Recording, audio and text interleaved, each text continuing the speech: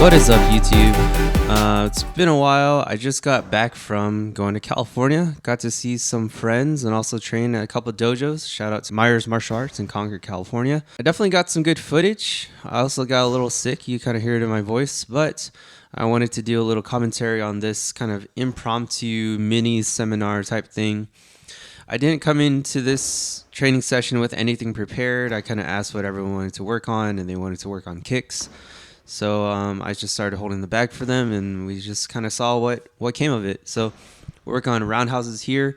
Usually when I'm like a brand new person looking at strangers, I'm not really there to critique any large things. You're not going to fix a roundhouse in one session. But I might look for tendencies that are happening and then maybe present a different perspective on things. So right now it feels like their roundhouses are great. There's a wide arc to their foot path. So I'm kind of taking note of that, and that's what I'm going to kind of fixate on in a bit. And then you'll also see that I'm going to move on to drills to make their kicks a little more alive. So here I'm presenting a different way to see the roundhouse. So you could break any type of swinging strike, like a roundhouse or a haymaker or any type of strike with a long arc, as either going very wide, if you think like a baseball bat swing, super wide, generate as much force as possible, or you want to think, how do I get from point A to point B in the quickest path possible? You know, that's a straight line. But then how do you do a straight line while going around, right? So it's about like combining the two and finding that perfect balance in between. So to do that for a roundhouse kick, as you guys know, the roundhouse goes around. But if you emphasize the knee driving forward first, kind of like you're throwing a knee, and then you turn it at the last second, the roundhouse will get to the bag a little quicker. It'll be a little snappier, even though you are sacrificing a little bit of power with all the momentum, but you're exchanging that for a little more speed. And in a sparring situation or a combat situation, speed might be your ally. So as you look here, I'm really just trying to help them visualize like the leg is going in a wide arc for a regular roundhouse, but I'm trying to give them a different perspective that maybe we try to drive the knee forward for a little bit longer and then turn the leg around for that roundhouse right at the end. So it's a little snappier. If I get rid of the finger, it's like more of a flick point at this angle here.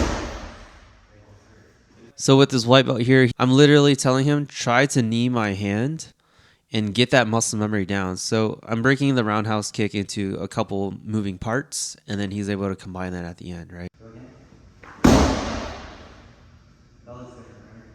So now the next drill I'm going to introduce is just creating space before you throw your kick, right? So imagine someone's crowding your space and you're really just trying to figure out a way to execute that roundhouse. Because if you think the leg needs to be fully extended, if the guy's crowding my space, there's no way I'm going to do that. So as a bag holder, I'm going to work on crowding his space and then have the training partner push me away to the perfect space.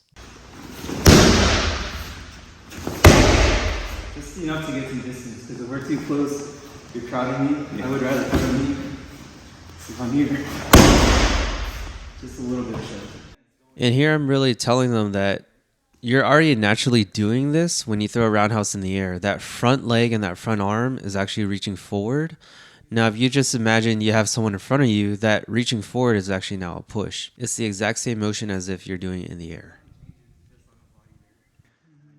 Here I'm telling them you can actually dictate when you want to release, so you could either push or pull for that roundhouse kick, right? So it makes it more alive.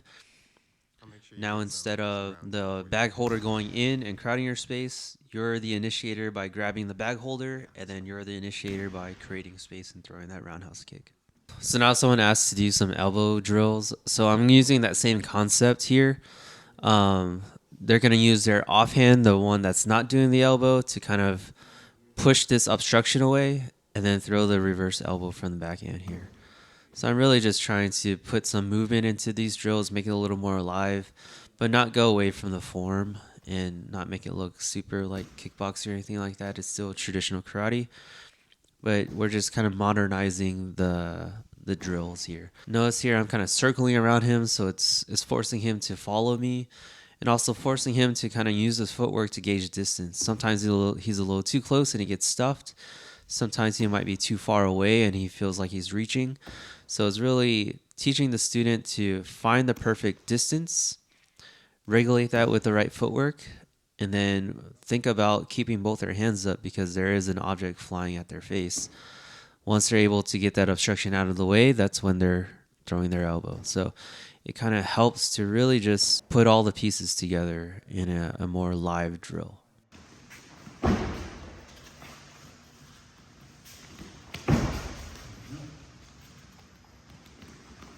So now this is extrapolated to more of a traditional karate reverse punch, just based on the bag. Instead of having to punch him with my free hand and be a little too close to him, I'm actually going to kick him. That's actually going to train their eyes to defend something that looks different, is at a different range, and it's coming up from the bottom as well. Notice here they're moving around. I'm throwing the kick kind of wide, not dead center, but it allows them to kind of figure out if they want to go inside or outside, etc. And you can see how this just can continue to be extrapolated. After they throw the punch, I can also throw my own attack, which would force them to keep their hands up, right? So it's like you're defending, block an attack, and then block again. So it'll just keep snowballing and just compound and add on to the previous drill. So right here, I noticed the individual kind of stayed put to receive the leg and then try to dash in and throw the punch. So then it kind of piqued an idea in my mind to talk about distance. You could either crash in, you could either back up and then go in, or you could stay put and slip around, right? So I'm noticing here the individual is backing up and then trying to dash back in. And then I use that as a teaching tool. Now I'm going to try the exercise. And I'll try it all 3 different ways. So here you can see I'm kind of dashing out, moving in, or staying put. And then also you can vary the timing there of your block, right? So you can block and then punch, or block and punch at the same time. So all those different branches, all those different extrapolations can be turned into their own drill. And that's how you kind of make your karate drills a little more alive. And rather than just doing like a static one-step type of back and forth sparring, you could just grab a bag and really use all of your karate techniques in a more practical manner.